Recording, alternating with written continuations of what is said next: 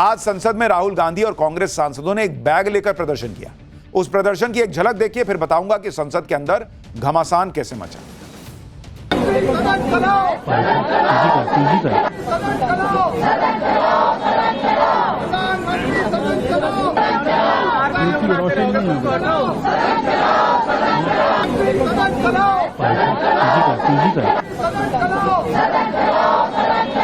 ये सारा जो भी कर रहे हैं ये इसीलिए कर रहे हैं क्योंकि ये अडानी पर बहस नहीं चाहते।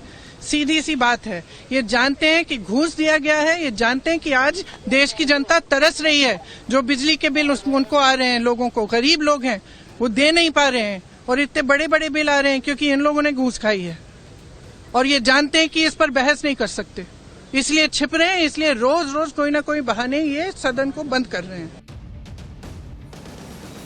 कांग्रेस संसद के बाहर अडानी अडानी कर रही है। संसद के अंदर बीजेपी ने जॉर्ज सोरोस से गांधी परिवार के कनेक्शन पर जवाब मांगना शुरू कर दिया है।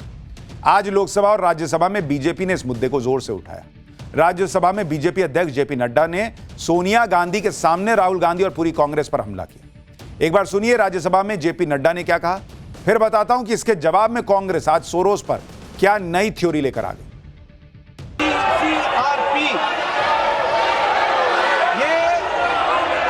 संस्था है अध्यक्ष जी, जो देश में और विभिन्न देशों में डिस्टेबलाइज करने के लिए, वहां की संप्रभुता पर चोट पहुंचाने के लिए एक कुत्सित प्रयास करती है। और इतिहास इस बात का गवाह है। हम सब जानते हैं कि जो विषय OCCRP ने रिपोर्ट किया उसको यहां पर लोकसभा के सदन के विपक्ष के नेता ने उठाकर यह साबित किया है कि बाहरी शक्तियों का वो एक तरीके से औजार बन करके, टूल बन करके देश में अस्थिरता लाने में अपना योगदान कर रहे हैं। इनमें हिम्मत ही नहीं है ना, बात करने की हिम्मत ही नहीं। विदेशी ताकतों के साथ मिलकर आज तक कांग्रेस देश तोड़ती रहती है। अंग्रेजों के साथ मिलकर भारत और पाकिस्तान बना दिया। आज सोरोस के साथ मिलकर जो है ये एक तरफ खालिस्तान बनाना चाहते हैं, एक तरफ कश्मीर बनाना चाहते हैं, एक स्टेट राज्य देश जो है वो नॉर्थ ईस्ट को बनाना चाहते हैं। तो इसलिए इनमें ताकत नहीं बची हुई है। भाई बीजेपी जॉर्ज सोरोस का नाम लेकर कांग्रेस को लगातार घेर रही है, राहुल गांधी पर आरोप लगा रही है। इस पर जब कांग्रेस से जवाब मांगा जाता है तो उसके नेता इसे बेकार की बात करके खारिज कर देते, कोई सही जवाब नहीं देते। आज तो कांग्रेस ने गजब ही कर दिया। कांग्रेस ने आज बीजेपी पर ही जॉर्ज सोरोस से कनेक्शन के आरोप लगा दिए। कांग्रेस ने आरोप लगाया कि एक कंपनी है कैपिटल फ्लोट, जिसके फाउंडर गौरव हिंदुजा और शशांक ऋषि श्रृंगा पीएम मोदी के बड़े समर्थक हैं। वो पीएम मोदी के साथ मंच साझा कर चुके हैं। कांग्रेस ने यह दावा किया कि नरेंद्र मोदी के करीबी ये दोनों व्यक्ति जॉर्ज सोरोस के पैसे से पोषित फंड चलाते हैं। सुनिए कांग्रेस नेता सुप्रिया श्रीनेत क्या बोल रही। एक गौरव हिंदुजा है, एक शशांक ऋषि श्रृंग है। ये सोरोस बैक्ड फंड, ये सोरोस के पैसे से पोषित फंड चलाते हैं। और अगर सोरोस देश विरोधी काम कर रहे हैं तो ऐसे व्यक्तियों के साथ आप मंच क्यों साझा कर रहे हैं? एक फ्रेंच मीडिया कंपनी है मीडिया पार्ट। जब बीजेपी के अधकचरे ज्ञान वाले लोगों ने प्रेस कॉन्फ्रेंस करी और दलाल जो बने हुए हैं सदन में बोले, तो उन्होंने मीडिया पार्ट का हवाला दिया। गजब बात है, मीडिया पार्ट ने डिनाई कर दिया कि नहीं, हमारे बल पर फेक न्यूज मत फैलाइए। इंडी गठबंधन का जब कोई मुद्दा नहीं चल रहा तो वो अपना गुस्सा राज्यसभा के सभापति और उपराष्ट्रपति जगदीप धनखड़ पर निकाल रही है। सूत्रों के मुताबिक धनखड़ के खिलाफ अविश्वास प्रस्ताव का जो नोटिस राज्यसभा सेक्रेटरी जनरल को दिया गया, उसमें 60 विपक्षी सांसदों के साइन। इनमें Congress, RJD, TMC, CPI, CPM, JMM, आम आदमी पार्टी और डीएमके के सांसदों के साइन। राज्यसभा सभापति को हटाने के लिए किसी भी प्रस्ताव के लिए कम से कम 50 सांसदों के साइन होने की जरूरत होती है। हालांकि सरकार ने कांग्रेस और इंडी गठबंधन के स्टंट की खिंचाई की और कहा कि यह तरीका सही नहीं है। सरकार के पास राज्यसभा में पूरे नंबर है। सरकार का कहना है कि बार बार दोनों सदनों के सभापति का अनादर किया जा रहा है और इस तरह की हरकतें न की जाए। संसदीय कार्य मंत्री किरण रिजिजू ने कहा कि राज्यसभा सभापति के खिलाफ अविश्वास प्रस्ताव लाना सिर्फ मुद्दों को भटकाना है जो सफल नहीं हो। लेकिन हंगामा मचा हुआ है। यह सारा हंगामा आपने देख लिया, लेकिन एक हंगामा मचा है अब दिल्ली में चुनाव को लेकर, और पाठशाला में अब अगली क्लास। दिल्ली चुनाव की भयंकर लड़ाई शुरू हो गई है बॉस। केजरीवाल के सामने बीजेपी ओवैसी दोनों कैसे आ गए? दिल्ली दंगों के आरोपी ताहिर हुसैन को टिकट देकर ओवैसी ने दिल्ली चुनाव में किसका गेम बिगाड़ा? दिल्ली चुनाव के पहले केजरीवाल को वोट करने वाले अचानक गायब होने लगे हैं क्या? इसकी सच्चाई क्या है?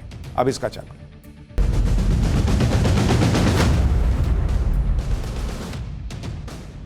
हरियाणा और महाराष्ट्र में नरेंद्र मोदी की बंपर जीत ने इंडी गठबंधन के तोते उड़ा दिए। लेकिन नया साल नई चुनौती लेकर आएगा, और यह नई चुनौती है दिल्ली चुनाव की, क्योंकि दिल्ली में कोई इंडी गठबंधन नहीं है। यहां केजरीवाल अकेले चुनाव लड़ रहे हैं। फरवरी में इलेक्शन होना है और केजरीवाल दिल्ली में गली गली घूम रहे हैं। अभी से वो टिकट बांटने में सबसे आगे दिख रहे हैं। बीजेपी भी पीछे से रेस लगाने में जुटी है, और इन सब के बीच दिल्ली कनेक्शन में ओवैसी की एंट्री हो गई है बॉस। ओवैसी ने, असदुद्दीन ओवैसी ने दिल्ली में एंट्री करते ही जो कार्ड चला है, उसने दिल्ली के आने वाले विधानसभा चुनाव को नया ट्विस्ट दे दिया, क्योंकि ओवैसी के आने से अब दिल्ली में होगी मुस्लिम वोटों के लिए भयंकर लड़ाई, जिसमें केजरीवाल भी होंगे, कांग्रेस भी होगी और ओवैसी भी होंगे। इसमें सबसे पहले बात ओवैसी की, क्योंकि जो लोग संविधान की बड़ी बड़ी बातें करते हैं, संविधान लहराते हैं, सेक्युलरिज्म की बात करते हैं, उन्हें दिल्ली में चुनाव लड़ाने के लिए सिर्फ वो ताहिर हुसैन ही मिला जो दिल्ली दंगों का मास्टरमाइंड है।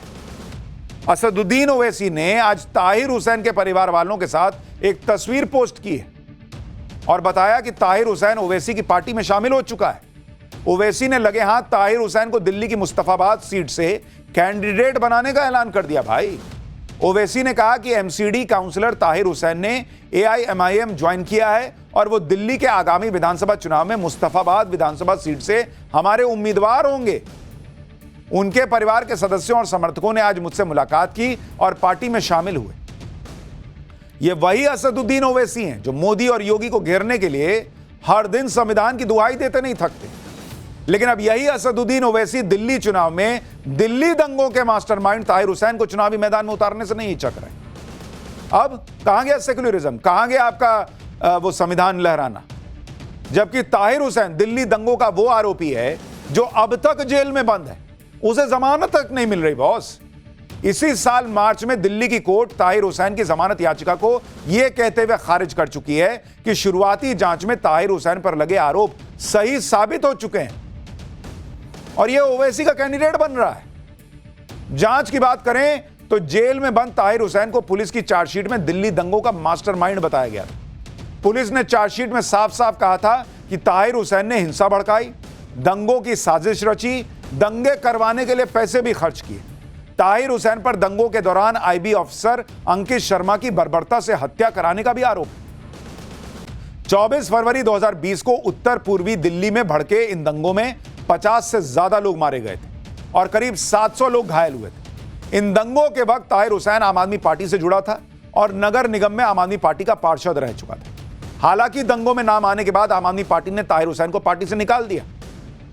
लेकिन अब जस्ट दिल्ली चुनाव के पहले ओवैसी खड़े हो गए कि अरे यार, तुमको कौन निकाल रहा है, आओ मैं तुमको टिकट देता हूं। यह सेक्युलरिज्म है इनका।